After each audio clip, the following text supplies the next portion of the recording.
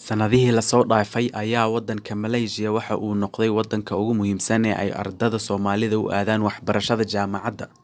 Sababaha ay Soomaali badani ku doorteen waddanka Malaysia ayaa waxaa ka mid ah in waxbarashada waddankan ay aad u tayo sareyso iyo in waddankan uu aad u qadariyo Soomaalida. Sidoo kale qiimaha waxbarashada ee dalkan ayaa ka raqiisan dalal kale ee caalamka, kuwaasoo tayada waxbarasho ay isku mid ka yihiin Malaysia. Waddanka Malaysia ayaa ah waddanka kaliya ee u oggol in qofkii wata baasaboor Soomaali ah uu ku gali karo viiso la'aan. Waxa kale uu aad ugu sahlaa ardayda Soomaalida in ay si fudud ku helaan waxbarashada waddanka Malaysia.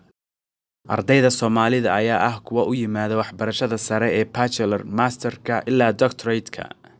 Kuwani waa arday ka mid ah ardayda wax ka barata waddanka Malaysia. Haddaba ardayda Soomaaliyeed ayaa marka ay dalkaas wax ku soo bartaan waxa ay intooda badan dib ugu soo laabtaan dalkooda hooyo, iyagoo ka qayb qaata dadaallada isugu jira dib u dhiska iyo horumarka adeegyada bulshada.